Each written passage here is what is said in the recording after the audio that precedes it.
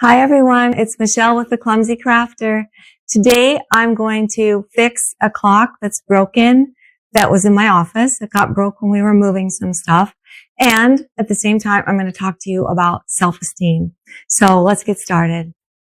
So here's the clock, and it got broken when we were moving stuff around in my office. And here's where it broke, right here. And it's been broken there before, but it has kind of a distressed look when it's repaired. And there's other furniture in my office that has a distressed look, so I don't mind repairing it and using it again.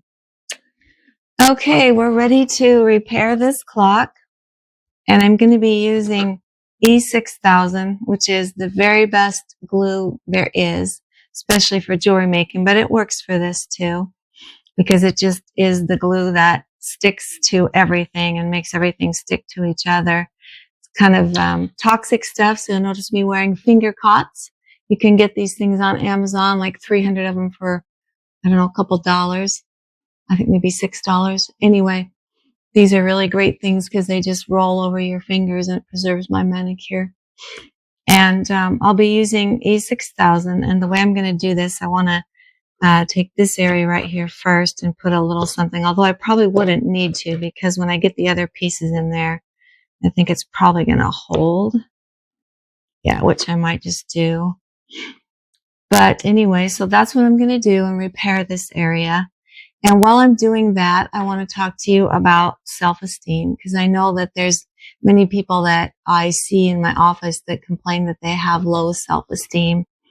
And it comes from a couple of places. So one is that low self-esteem is one of the ways that your brain is telling you that it has an organic issue. And what I mean by that is if you've done everything you can to make yourself feel better, you do positive statements, you've done all kinds of self-help, and you've done everything you can to just feel better about yourself, and you can't seem to make that happen, it often means that you have some sort of issue that is organic, meaning that you have some sort of mental health issue that needs treatment with medication. And I know many people say to me, oh, I'm against medication. And I just want to ask you, if somebody told you that your pancreas needed medication, would you say, oh, I'm against medication? And most people would say, well, no. But why, when your brain needs medication, would you say, I'm against medication? And I say that that's probably because society has that view of mental health. And so I would say, don't give in to that, because many people can be helped by some medication. Now, and this is this is what I'm talking about with that, is that when you go to a doctor and he asks you about your symptoms, he can do blood tests and different things like that. And he can help you with symptoms that you have with your body. And we don't have that luxury with the brain, because the way that the brain talks to us, the symptoms that the brain has are a collection of thoughts and behaviors that the brain has. And those thoughts and behaviors are what the brain uses to tell us that it's in trouble. And it sounds like our own voice when those thoughts and behaviors come through. And so we think it's our own voice, that because the only way the brain can talk to us is with these thoughts that it shoots through our head. And what it's saying is, I'm in trouble, I need help, and we have to do something about it, because the brain is talking to us and it's saying, I'm in trouble, and we aren't doing anything about it. And so we have to be the ones to do something.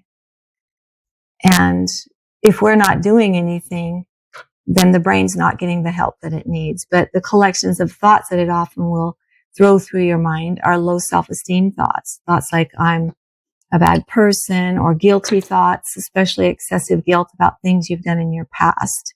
Because many times people can just let go of things that they've done in their past, and that would be normal. It isn't normal to constantly obsess about things that you've done in your past. And so if you're doing that, you know that you're having a symptom.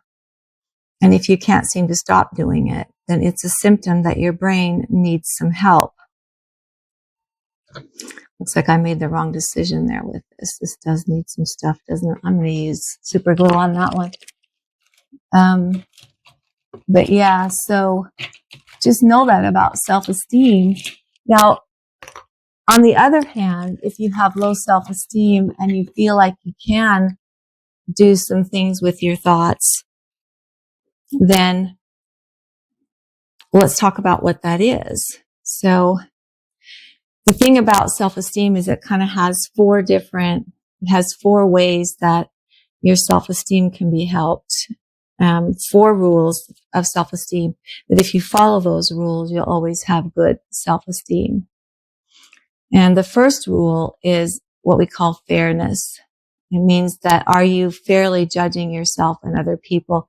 Because non-judgment is the way to get through your self-esteem issues, meaning that are you judging yourself in the same way you would judge other people? Are you judging other people in the same way that you would judge yourself? Are you being fair with that? Because oftentimes people are not being fair. And so you want to ask yourself, am I being fair? So we're going to give it a little an acronym, FAST. So hold fast to your self-esteem. And so if you're holding fast to your self-esteem, then the first letter is F for fair. Am I being fair in the way I judge myself and other people? This isn't working well, is it? Well, it is a distressed look. So F is for fair. Be fair in the way you judge yourself and other people. And in fact, non-judgment is the very, very best self-esteem. And the second one, the A, stands for no apologizing for who you are. So too many times I hear people say, I'm sorry a lot for simple things like just bumping into someone when they're opening a door or something like that. When actually the words I'm sorry in the way our language is written, the words I'm sorry are kind of a one down word, meaning that if we have harmed somebody, then we kind of do a one down in front of them to make a repair. And so the words I'm sorry have an intentional one down feeling about them.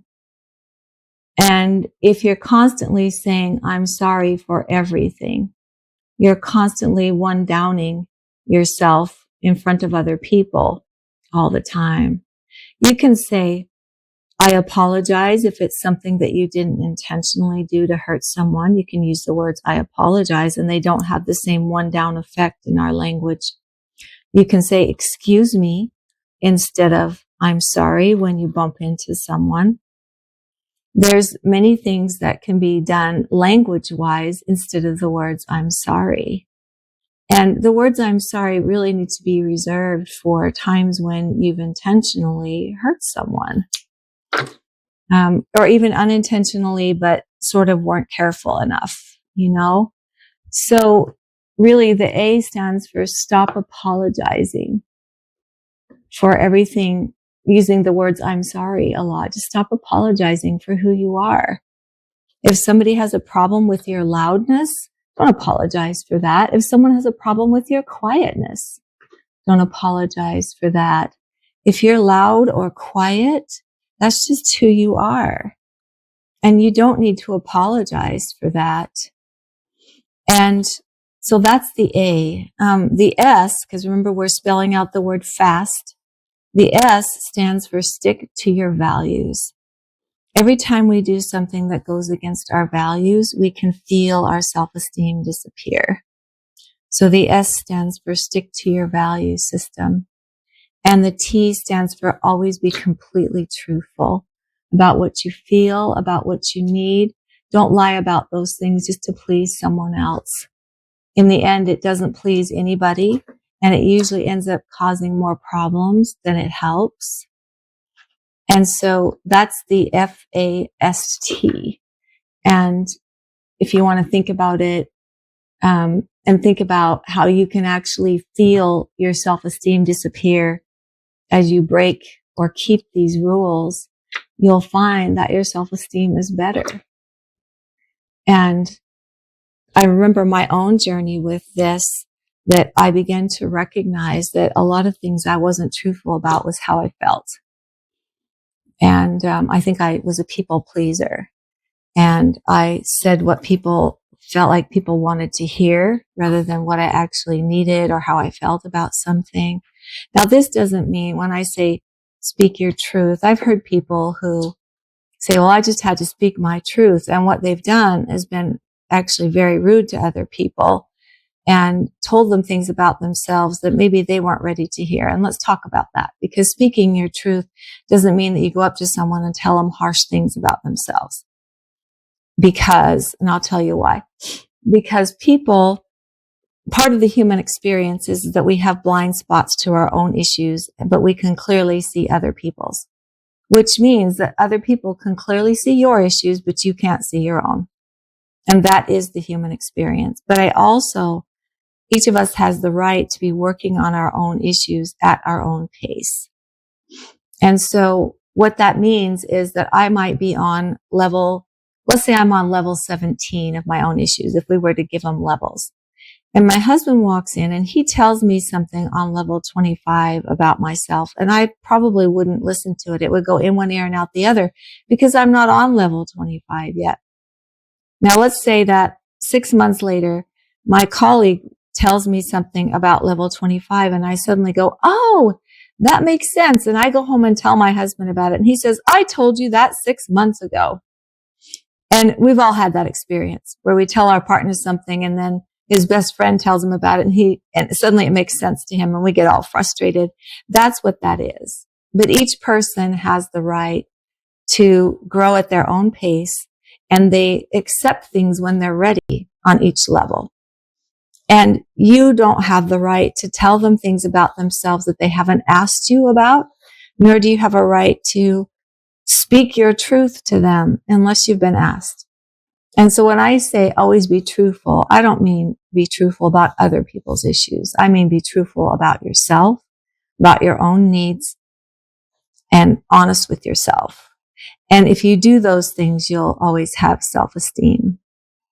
And so that's the stuff I want to talk to you about with self-esteem. Now, as I'm sitting here repairing this clock, I don't know that I really like this distressed look so much. Maybe I'll hang it back on the wall. But it's repaired. Anyway, so that's what I have to tell you about self-esteem today. And I want you to pay attention because you will honestly be able to feel your self-esteem come and go based on how much you keep or break these rules. So I'm going to go over them with you again. The F is be fair to yourself and others. Stop judging other people. Stop judging yourself. We are all equal, but different, which means that you may have strengths in one area, but other people have strengths in another area. And if you stop seeing people in a hierarchy of I'm better than them or he's better than me, you'll have so much better self-esteem. The A stands for stop apologizing for who you are. The S stands for stick to your values. And the T stands for always be truthful with yourself and other people. But that doesn't mean telling people their truth. You tell them your truth. And it's FAST, hold fast to your self-esteem. So this is what the repaired clock looks like. And I'll probably will put it back in my office just because, hey, a distressed look is okay. And that's what we have. And that's it for today. So let me know in the comments what you think about it. And I did get some beautiful pendants in from turquoisestreetbeads.com, which is my friend in Arizona. It's Brittany Chavers. And I'm going to show you those pendants and what we're going to do with them. For our next episode, you're going to want to see this because they're absolutely beautiful. And we've got the pendants and we're going to make a string of beads to go with the pendant, one of the pendants that came in. So stay tuned for the next episode and I will talk to you all soon. Okay, bye-bye. So just a side note that I thought of for today's episode is that a good book to help you remove judgment from your thinking, because that is the key to feeling peaceful and good about yourself, is a book called Loving What Is by Byron Katie Mitchell. And I suggest reading the last 3 chapters first, because that kind of makes the rest of it make sense. So the last 3 chapters talk about the 3 types of toxic thoughts that ruin your self-esteem. And that is projection, where we pick out in other people our own issues, self-doubt, and fear. So projection, self-doubt, and fear, the 3 types of toxic thoughts, which we can talk more about in the future episodes. But yeah, the book is called Loving What Is by Byron Katie Mitchell. Okay. Bye-bye.